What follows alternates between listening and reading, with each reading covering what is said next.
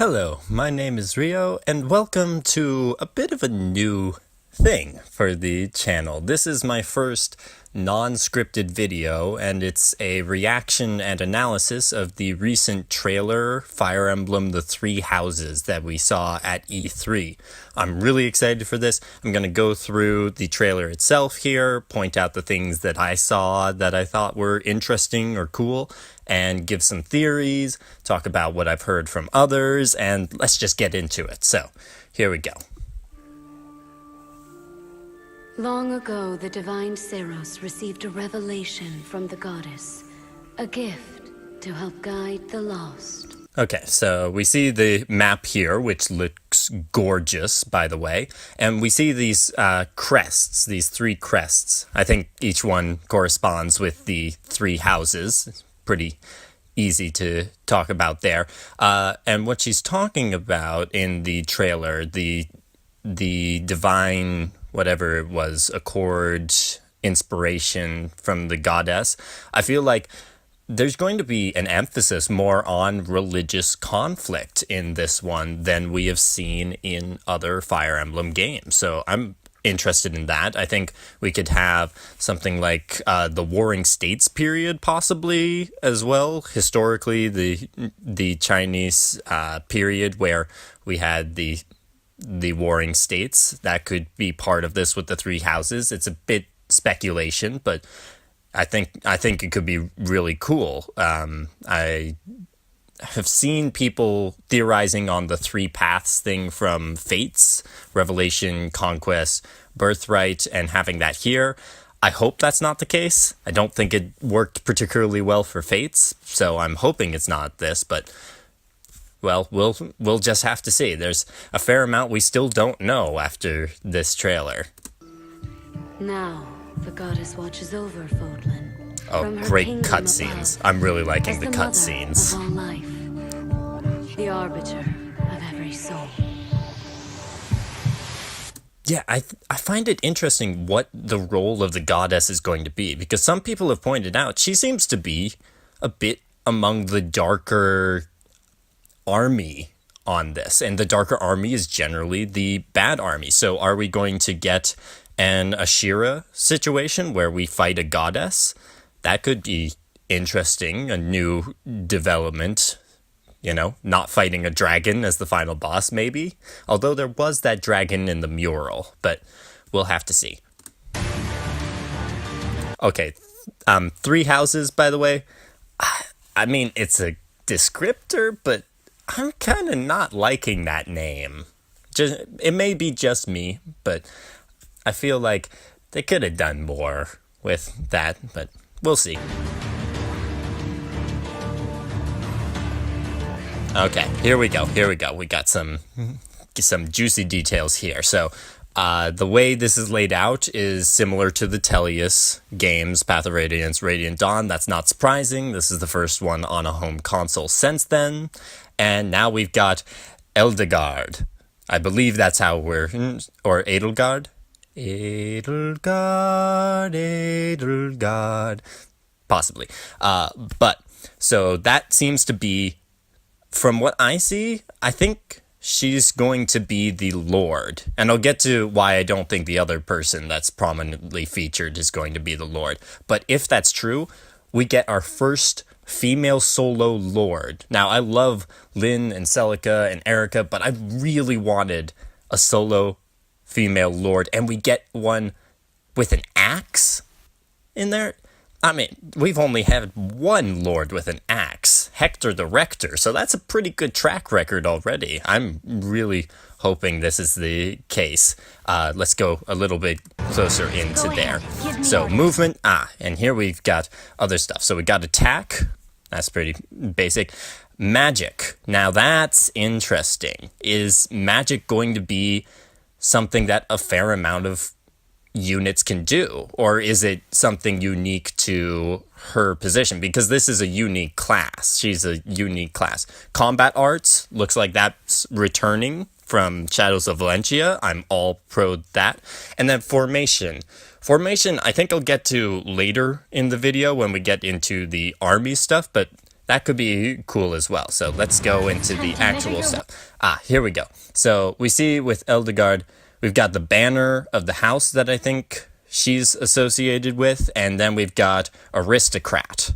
That's a new class and uses axes and swords. So I'm really excited for some new classes in there. I think she could be really powerful, and I'm impressed so far with that. And we've got some stats and stuff here. I'm not entirely sure what all of those stats are, but I guess we'll have to find out. The attack, hit, crit, that's all there already. So let's see the actual attack. Okay, and now we got armies in here. We've got armies alongside there.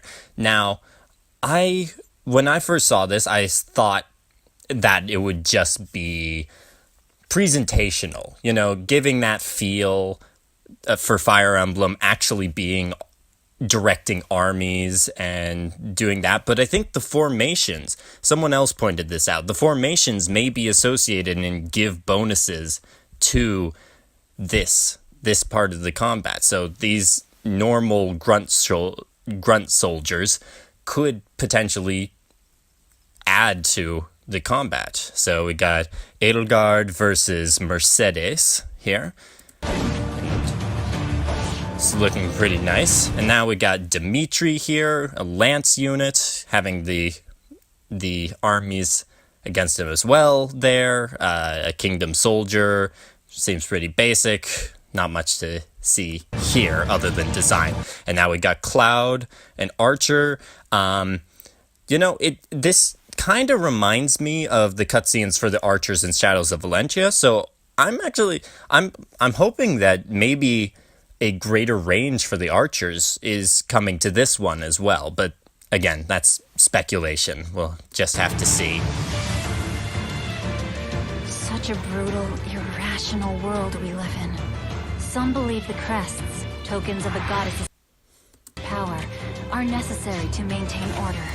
Okay, so that's an interesting saying here. We'll get to what's actually going on the screen here, but I'm fascinated by that saying. I feel like maybe the divine inspiration took the form of these crests and stuff that would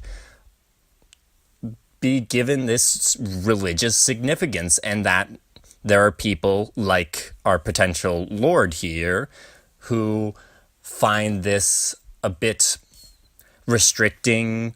And I feel that conflict, maybe a conflict in addition to the religious conflict, one where there are people who are not believing in these relics and crests anymore, could really make this a fascinating story as well. We'll just have to see. We also have Byleth here, who we'll see later, and I think Byleth is the tactician of this, and potentially even the avatar character. And we just saw what I also think is the pair-up mechanic for this, where we can battle together. You get to choose a nearby ally to join you in battle, or in this case, in a skill, because clearly Edelgard's a decent ways away from this unit, and they're still going to attack. Wrong, teacher. The crests are to blame. So we got some gorgeous looking cutscenes here, and Byleth running around. This is what makes me think Byleth is potentially the avatar as the tactician, that kind of robe. And here we go. Edelgard's asking this, and then it seems like Byleth is the one who's choosing, which would make sense as the player character, but I also think Edelgard's dress is fancier, and that makes me think she's the Lord, and Byleth is the tactician. Whether they're also the avatar, we're yet to see, but if they are, I think that means that they're going back to the Robin approach of an avatar who's not a main character, which I'm all for. kind of wish they wouldn't go with an avatar for this game, but if they're going to do it, I think that's the way to go about it. Also, really like this working on skills stuff. Maybe this is a form of the base conversations, but more animated and personal than they were in the Tellius series.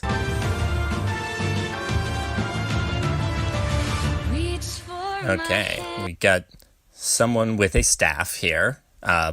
Possibly the goddess? I don't know. It's a very nice cutscene. That much I know. And here we've got the formation, the triangle attack. I feel like that's what formations are going to do. They're going to up defense or offense or speed depending on how the soldiers group around the main commander, you might call them. Honestly, it reminds me a bit of a Dynasty Warriors game in that sense. And here we got magic, which is nice to see. Do you dare to walk this path? Oh yeah, that blade, that blade whip, Templar sword, whatever it ends up being. That's an impressive weapon, and I'm looking forward to that as well from this probable villain. I think that person's a villain.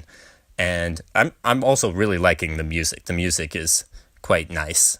And already we've got the English voices and all that in there. So I think we might be looking at a simultaneous worldwide release if they're this far in the process. One misstep and we fall to our And we've got like an automaton there. And there we got Byleth and his cutscene with that. And here we've got what appears to be, your typical dragon lolly. But similar to Naui or Tiki in the first games. And I feel, that's going to be important. She is going to be very important. It could be the exact same situation with Tiki, where they need to be kept in sleep, or they could go mad and destroy stuff, and perhaps someone is going to try and exploit that or whatever. But another good thing on there. I will return here someday, my teacher. Promise me that you won't forget me. And there we go. And that little sigh at the end, that very, very cute, and also I think a sign. And then we got spring 2019. We were told 2018,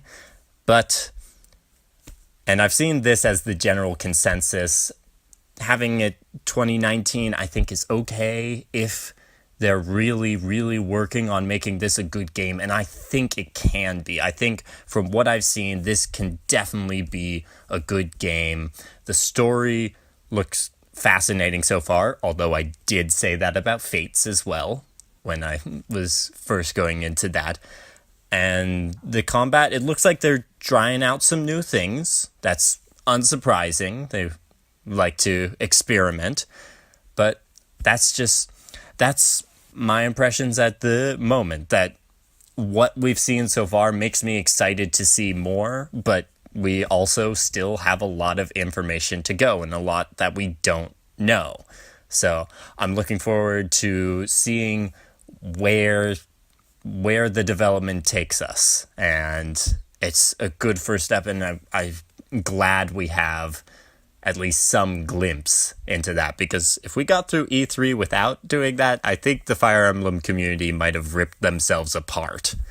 Anyways, that's really all I have for right now. I'd love to keep the conversation going in the comments, and if you want to hear more from me, you can subscribe. If you don't know what this game series I'm talking about, Fire Emblem being, I have a video why you should play Fire Emblem. I can put that up. Or if you want to know about another game I'm really excited for coming out soon, you could check out my most recent video on why I'm excited for Octopath Traveler. And they just are going to release a new demo for that too. It's going to be so exciting. It's so good. I am really, really excited. This is a great time, in my opinion, for gaming. So I hope that your wishes out there have been fulfilled. I'm Rio, and happy gaming.